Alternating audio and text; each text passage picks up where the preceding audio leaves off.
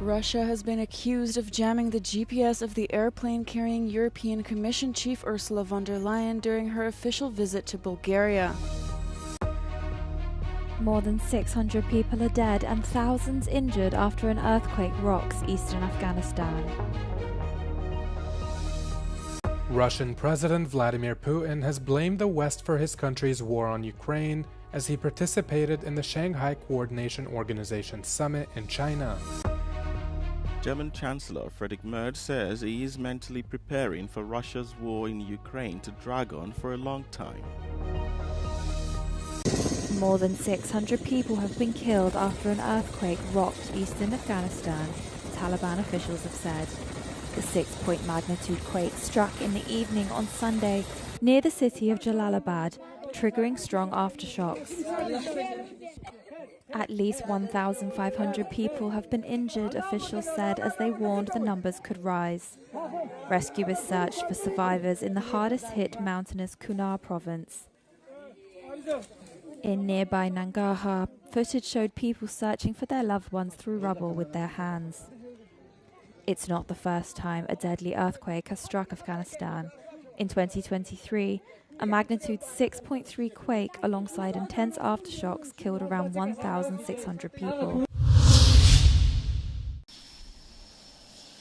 Russia has been accused of jamming the GPS of the airplane carrying European Commission Chief Ursula von der Leyen during her official visit to Bulgaria on Sunday. The plane was forced to land at Plovdiv airport using paper maps instead of the conventional electronic system. Von der Leyen's visit to Bulgaria was part of her tour of member states that border Russia and Belarus, aimed at expressing solidarity and promoting the European Union's plan to ramp up defense spending. Of course, this will only reinforce even further our unshakable commitment to ramp up defense capabilities and support for Ukraine. This incident actually underlines the urgency of the mission that the President is carrying out in the frontline member states these days. There she has seen firsthand the everyday challenges of threats coming from Russia and its proxies. And of course, the EU will continue to invest into defense spending and in Europe's readiness even more after this incident. Russia has been repeatedly accused of jamming and spoofing GPS systems across Eastern Europe. The interference is considered a form of hybrid warfare launched by the Kremlin in retaliation for European support for Ukraine.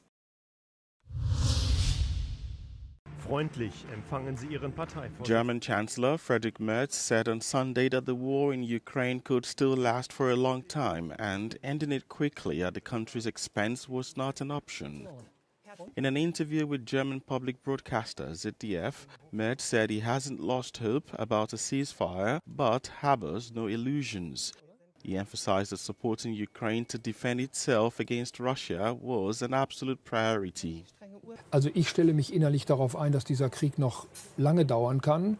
Wir versuchen ihn so schnell wie möglich zu beenden, aber ganz sicher nicht um den Preis der Kapitulation der Ukraine. Denn wenn man kann den Krieg morgen am Tag beenden, indem die Ukraine kapituliert, aufgibt und das Land seine Eigenständigkeit verliert. Nur dann ist übermorgen das nächste Land dran. Und dann sind übermorgen wir dran. Das ist keine Option. Germany, a key backer of Ukraine, has delivered or pledged military support worth around 40 billion euros since Russia launched its full-scale invasion in February 2022. In recent months, Berlin, alongside other Western nations, has been rallying behind a renewed diplomatic push to bring the war to an end. An expedition that departed Barcelona with much fanfare on Sunday, carrying humanitarian aid, activists and celebrities to Gaza, has been forced back to port. According to a statement from the organizers, the global Sumud flotilla, consisting of some 20 boats with participants from 44 countries, chose to return and delay its departure to prioritize safety after a storm hit parts of Spain overnight. Thousands of pro-Palestinian supporters had gathered under a scorching sun on the docks of Barcelona's Old Port on Sunday to cheer the mission as it took off. But facing winds of over 56 kilometers per hour, some of the smaller boats taking part in the mission would have been at risk, a statement said. Spain's National Weather Agency had issued warnings of rainfall and strong storms for Catalonia, as well as other parts of Spain.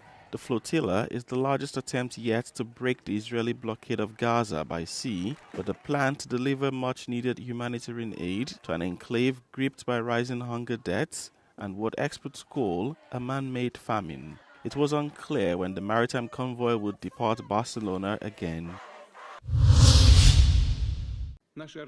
Russian President Vladimir Putin has blamed the West for his country's war on Ukraine, and Europe in particular for what he said were provocations forcing Moscow to respond. The Russian leader made the remarks as he participated in a major summit in China, taking place in the northern port city of Tianjin. Putin says the war was not triggered by Russia's full-scale invasion of Ukraine, but rather as a result of a coup in Ukraine provoked and supported by the West. He also labeled the West's constant attempts to enlist Ukraine into NATO as the second biggest reason for the ongoing war, well into its fourth year.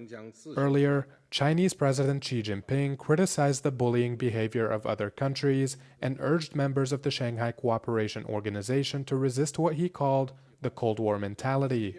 He also praised the growth of the group both in size and influence, but stressed the need for even more cooperation to address global crises and promote further development. The Shanghai Coordination Organization was established 24 years ago with an aim of challenging Western-led multilateral blocs.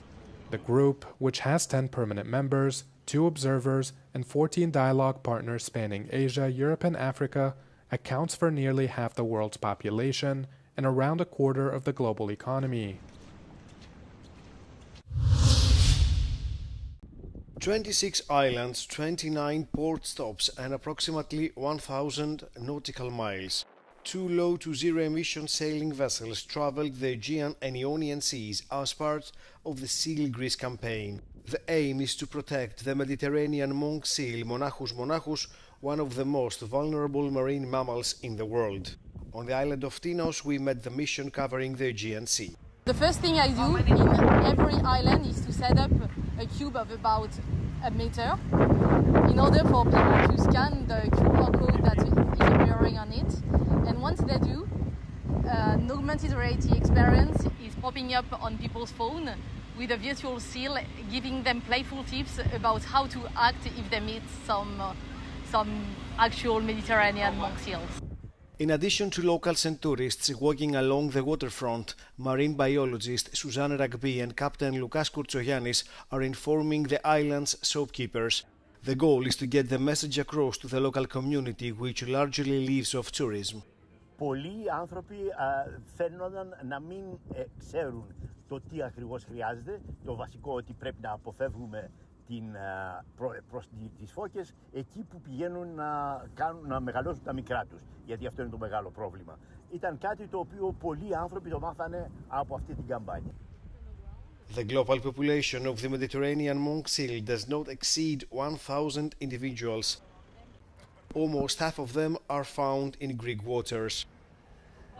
Δεν ήξερα απολύτως τίποτα και η ενημέρωση ήταν πάρα πολύ ενδιαφέρον γιατί βλέπεις πάρα πολλά σκάφη στην Ελλάδα και πάρα πολλά σκάφη στα λιμάνια της Ελλάδας και δεν μαθαίνεις καθόλου για τη φώκια της Ελλάδος και τα προβλήματα που η φώκια έχει με τα σκάφη που είναι τόσο πολλά εδώ πέρα στα λιμάνια. On many islands, dozens of tourist boats enter the caves that function as a refuge for the mammals. Even greater problems are caused by what are known as party boats, with very loud music, alcohol and diving into the sea. Η τουριστική δραστηριότητα, δηλαδή οι διακοπές μας, μπορεί να ενοχλήσουν ακόμη και να βλάψουν τα θαλάσσια θηλαστικά.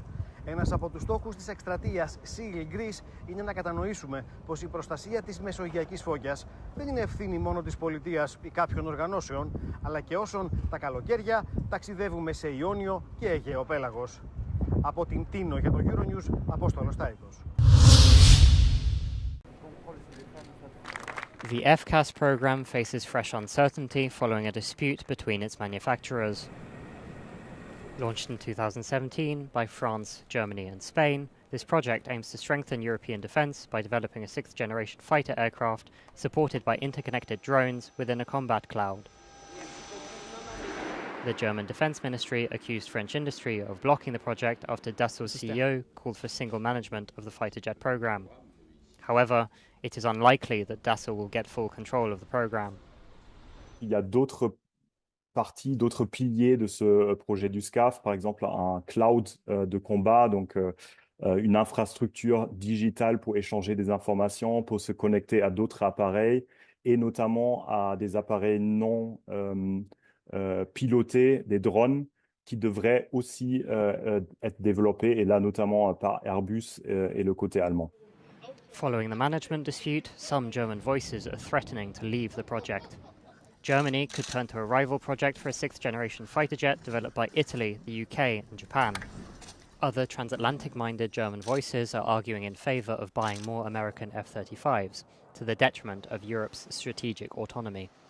Ça aura un coût pour la relation franco-allemande bilatérale, mais aussi pour la souveraineté européenne de manière générale, puisque le SCAF et son projet jumeau, le MGCS, donc le char du futur, étaient en quelque sorte les deux projets principaux de cette idée, de cette vision d'une Europe plus souveraine. The FCAS was discussed on Friday at the Franco-German Council of Ministers in Toulon.